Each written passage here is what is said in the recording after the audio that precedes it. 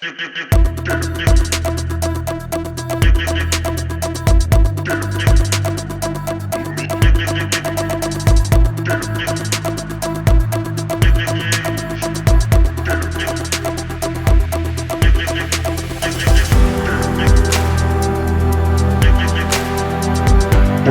to the 5th episode of Black and White. This episode for me is a very personal one because a lot of people have asked me this kind of question, or I've heard a lot of people say this statement, and it proves that they don't understand what it means. Today we're talking about trusting the process. Trusting the process is about having faith in the process. But what do we mean by trusting the process? When we say about trusting the process, what does it mean? What do we trust in that process? What is even the process to be trusted? And are we growing or just open blindly? You know, when someone is done with school, for example, and say, okay, what are you doing now? Say, I'm waiting on the Lord. Okay, what about the Lord are you waiting on? What are we trusting that God is doing? You know, it's like going to, I like to give practical examples because it helps you understand how you can relate it to yourself. When we apply for a course in school, we don't choose the time frame where we want to achieve that, right? We don't choose how long we want it to be, but we choose what we want. We choose the end. It's the same thing with trusting the process. We don't choose how long the success we intend to achieve will come, but we can choose to apply, like in school. We can choose to go for the classes. So when you want to become a pharmacist or an architect or a doctor, you have to trust the process that the school has laid down, right? So what if you want to become whatever version of person you want to become? What process are you trusting? I'm going to give 2 examples now of people that have trusted the process and what they've achieved. I'll do first is a farmer. You know, he spends 1, 2, 3 weeks plowing the land, spends another 1 week planting, spends a couple of months or years to nurture and then before harvest. He has trusted the process. So when he's waiting, he's not waiting blindly. Right? A waiting period for a farmer, for example, is weeding. A waiting period for a farmer is watering. A waiting period for a farmer is adding more, what they call it now, manure or whatever it is, fertilizers to the farm. Because he's trusting the process. He's waiting, but he's still doing something. The second would be, like I said earlier, the attending classes or the academic institution. There's a process to be trusted. The classes, the assignments, the tests, the examinations. That shows that we're trusting the process of the school to become a doctor, to become an architect, to become a lawyer, right?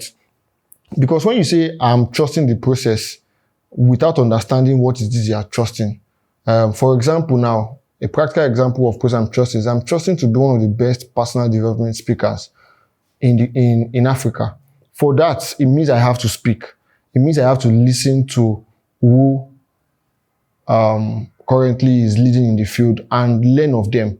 It also means that I can't decide that in 1 year I'll be the best, but I can decide that in 1 year I will read a number of personal development books. I can decide that in 1 year I will read I'll listen to a number of videos in hours. I can't decide how many people will watch this. I can't decide how many people would listen to this. I can't decide how far or viral this would go. Even if it doesn't go viral, it doesn't stop me from doing what I need to do, right? Because the cold truth is that many people don't understand who they are becoming. They don't understand where they are going. They don't understand what they need to do consistently.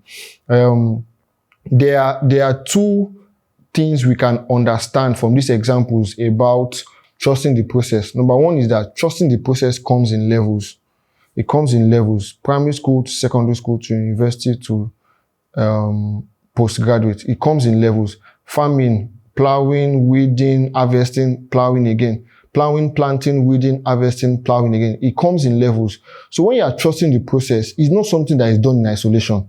It's not something that is done just waiting, idle, doing nothing. That's not trusting the process. Growth is not static. If there is no movement, no learning, no improvement, you may not be trusting the process. You may just be stuck. The second is that trusting the process is not passive. Faith is not in sitting down. Faith is in work. Faith is in action.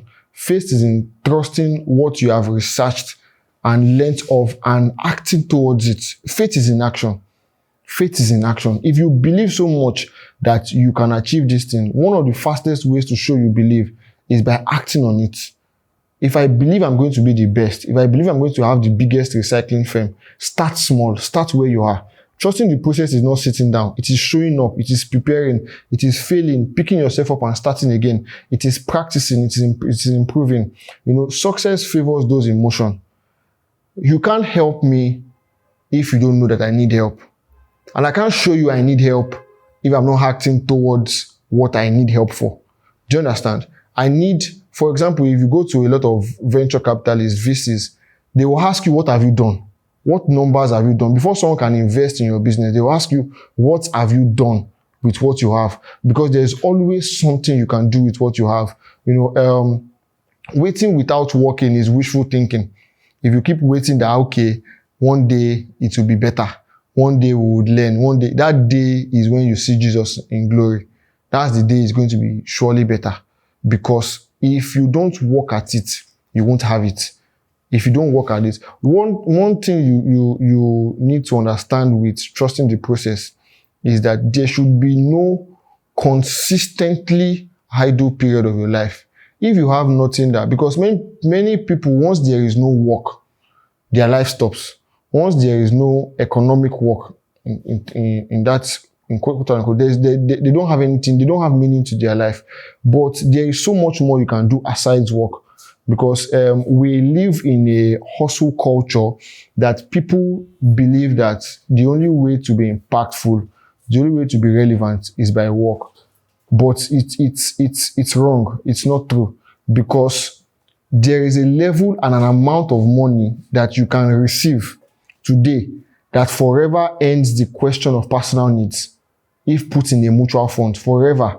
So if money can sort your personal needs forever, I don't believe that money or working for money should be the sole reason why you work.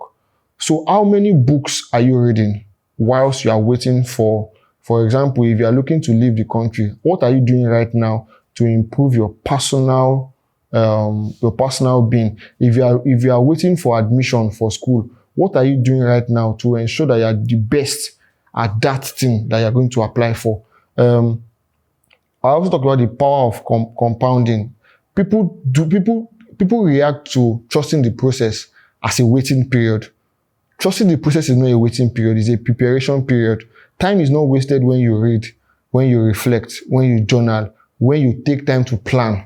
Time is not wasted when you do those kind of things. You are still waiting, right? But you are reading, you are learning more about life, you are expanding your knowledge, you are reflecting. Okay, personal self-discovery, personal responsibility, improvement. How can I do? You are reflecting, because reflecting is very important. You are journaling, you are planning, and you are taking time to heal.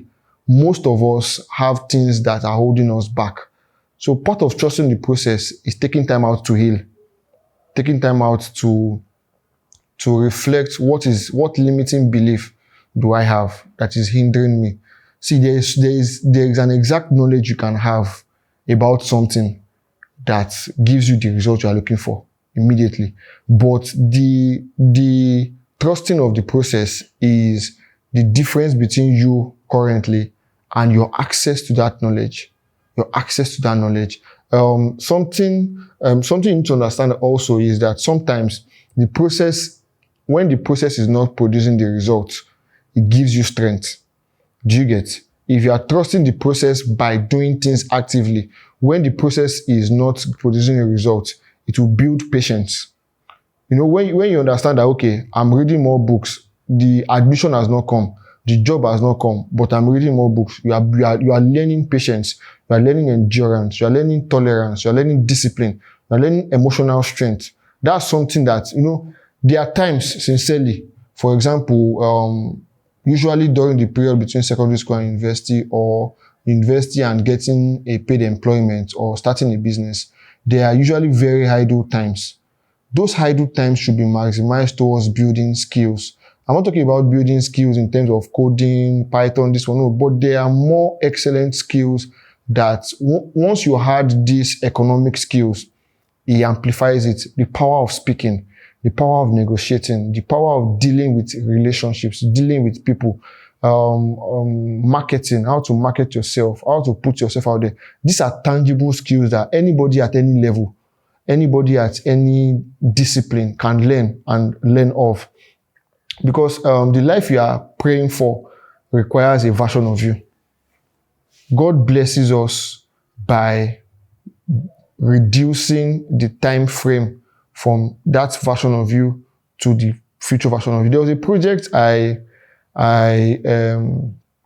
applied for at the at Obafemi University, and I'm grateful I didn't get that project because it would have sank my entrepreneurial career.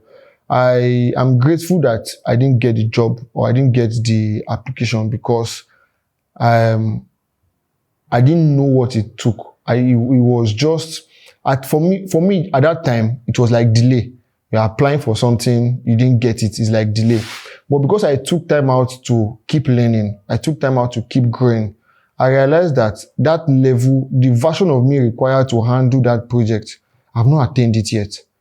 And if I was given that, most times you end up crumbling even what you have. You lose what you have and you lose what can be.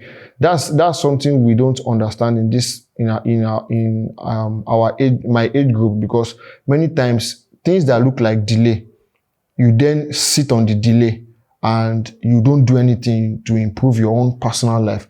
The delay can be there, yes, but there are things you can do to consistently improve your personal life. And I'll be giving us 4 practical ways to trust the process. 4 practical ways. Number 1 is what? Practice diligence. Practice diligence. Do every task, big or small, with excellence. Consistency attracts credibility. Practice diligence. If you are faithful in little, more will be added to you. Practice diligence. Practice that whatsoever your hands find doing, try to do it to the best of your abilities. Number 2 would be expose yourself to growth environments. I have this friend that he has not been to a country. I won't mention the country, but I believe that he knows a lot about that country than many people that are there. He knows the historical buildings, he knows the historical places, because he has exposed himself to growth environment. So for example, now you need to surround yourself around people that stretch you, people that help you become a better version of yourself. If you are the king and you are the best in your area, try to either stretch the people, because I also don't believe that you should just cut away everybody. You can grow together. I don't believe that in the mindset of always finding people higher than you always and leave those behind. You know, you can always grow together, but always have a mindset of continuous growth. For me and for those around me, we will continuously grow. We will continuously evolve to a better version of ourselves. So expose yourself to people of those around you. And I've mentioned, for example, in public speaking, that read about people that have gone ahead of you. That's how to expose yourself to better environments. Follow their principles. They say they read 10 books. Try to read 10 books. What are they reading? What are they learning? What are they listening to? Find them, apply them. That's another way to trust the process. Commit to self-development always. Learn to grow, learn to improve, read, learn, reiterate, reflect. Commit to personal development. Growth is intentional. Don't be deceived. The only thing that grows unintentionally, whether we like it or not, is our age and it's time. Every other thing in our life grows with intentionality. It's not accidental. It's not accidental. Learn to be committed to your growth. Learn to be committed to learning. If you do these 4 things, sincerely, you realize that whether there is work or not, you are growing. Whether there is activity or not, you are becoming better. The 5th one, which many people don't apply, is always learn to say a word of prayer. I'm taking some time out to say this because Sometimes growth can be very isolated. It can be very personal, and it feels like it's just you. It feels like it's just you going through whatever you're going through. Prayer is powerful.